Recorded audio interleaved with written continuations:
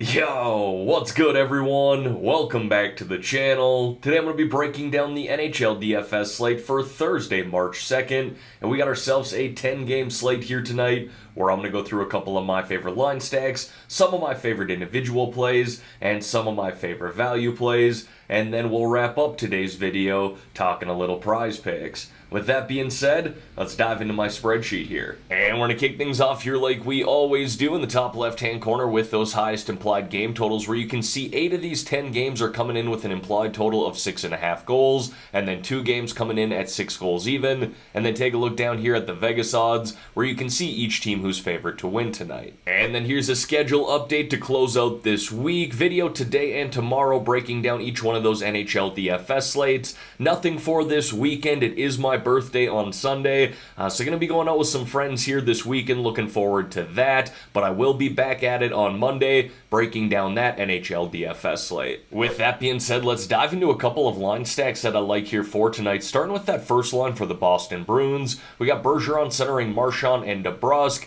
This Bruins team should have no problem continuing their dominant play at home here tonight in a good matchup against the Buffalo Sabres, a team that struggled defensively all year long, allowing 3.51 goals per game this season, the 8th most in the NHL, with a penalty kill that's hit at just a 72.5% rate. That is the 2nd worst in the NHL, and I love the correlation we get between these three because they not only play big minutes together 5-on-5, but all three play up on that number 1 power play too. And then a little cheaper line stack I like here tonight is that second line for the Los Angeles Kings. We got Danault centering Fiala and Arvidsson. They also have a great matchup at home here tonight against the Montreal Canadiens, another team that has not been very good defensively this year. Goaltending has been a bit of an issue, allowing 3.58 goals per game, the 6th most in the NHL, with a penalty kill that's hit at just a 74% rate. That is the 5th worst in the NHL. Now we're going to see Fiala play up on the number 1 power play for the Kings, Danault and Arvidsson play down on the number 2 power play,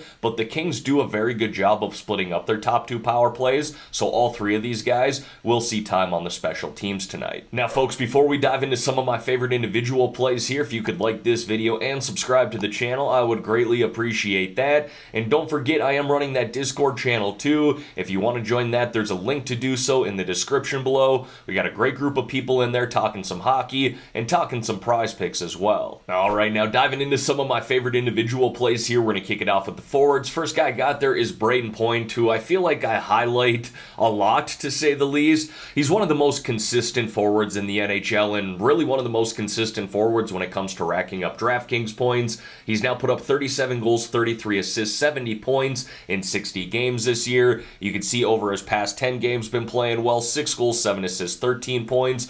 Would like him to shoot the puck a little bit more, but 2.5 shots on net per game, certainly not bad. And you take a look at his home and road splits here. He's been much better at home compared to on the road, and he really hasn't been bad on the road for what it's worth. But you can see at home 24 goals in 30 games, 19 assists added to that, 43 points, and he certainly has been more of a shooter at home compared to on the road this season. Now everybody's going to be talking about Patrick Kane here in the New York Rangers tonight, and hell, that's all I've heard really for the last 24 hours. You can bet there's going to be quite a bit of popularity on that Rangers side here tonight. And look, I'm going to go to the other side of this game with the Ottawa Senators, who are currently riding a 3-game win streak right now. And this first line here with Stützle, Giroux, and Tkachuk has played some really good hockey. I'm honestly surprised that Giroux here is still $5,600. You can see here over his past 10 games, he's racked up 5 goals, 7 assists, 12 points. 3 of those points coming on the power play, averaging around 3 shots on net per game. And I would hesitate to say that the Rangers are playing great hockey right now.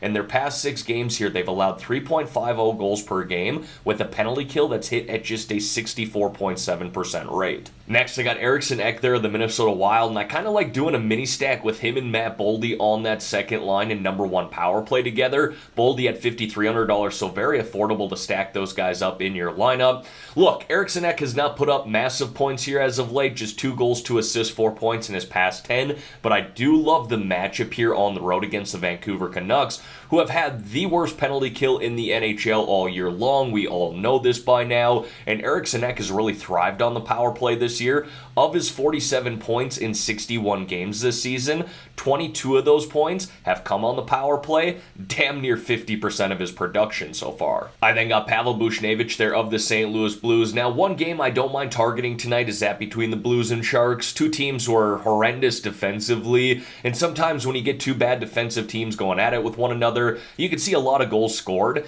And Buchnevich here, even though the St. Louis Blues have moved a lot of pieces as of late, not playing the most consistent hockey, he has played some good hockey himself up on that first line in number one power play. You can see he's racked up 3 goals, 7 assists, 10 points here in his past 10 games, averaging around 10.5 DraftKings points per game, but this is definitely someone that's got multiple point upside, as you can see, and someone who can go for 20 plus DraftKings points. And then to wrap up the forwards here, I got a little mini stack between Ida Luostarinen and Anthony Duclair, both playing on the second line in number 2 power play for the Florida Panthers. Now, it sounds like Barkov and Bennett are both day-to-day for the Panthers and could return tonight, so keep an eye on the lineup. Honestly, if they return, I think we could see these two still play together, and so I do like the correlation between them. Very affordable here, obviously, and coming off a great game. Duclair's only played 2 games so far this year after returning from IR, but he's already got 1 goal, 1 assist, 9 shots on net, and Luostarinen here coming off of his biggest game of the season against the Tampa Bay Lightning, where he had 1 goal, 1 assist, 5 shots on net, 3 block shots,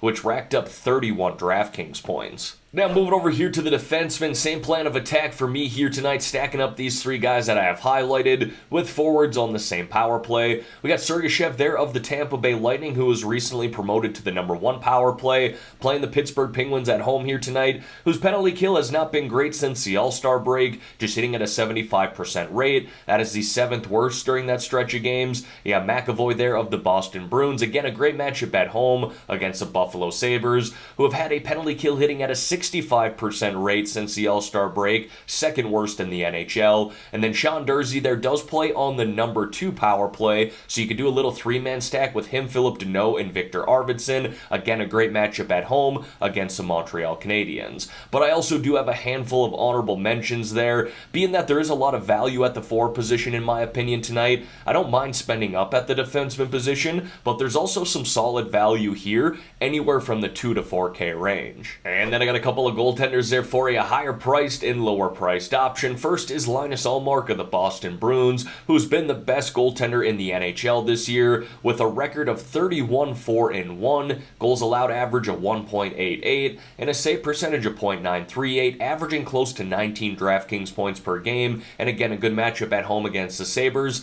If Jeremy Swayman ends up starting tonight, I have no problem starting him either. And then Tristan Jarry of the Pittsburgh Penguins, this is tournament or GPP only for me, but he's too cheap in my opinion here at $7,100, considering the upside he offers. And for what it's worth, the Penguins are riding a 3-game win streak right now, which included them beating the Tampa Bay Lightning just a couple of games ago, and the Bolts should have close to 30 plus shots on net here tonight, could even test close to 40, which obviously improves the upside for Jarry. And as always, going to wrap up the spreadsheet here with 3 low-priced options or sub-4K forward plays. First guy got there is Dylan Dubé of the Calgary Flames, currently playing up on the first line in number 2 power play. Has found his game here as of late with 5 goals, 6 assists, 11 points in his past 10 games, averaging close to 11.5 DraftKings points per game. Now sticking with the Flames there, I also got Jonathan Huberdeau, who plays on the second line but up on the number 1 power play. He's got 2 goals, 5 assists, 7 points in his past 10 games.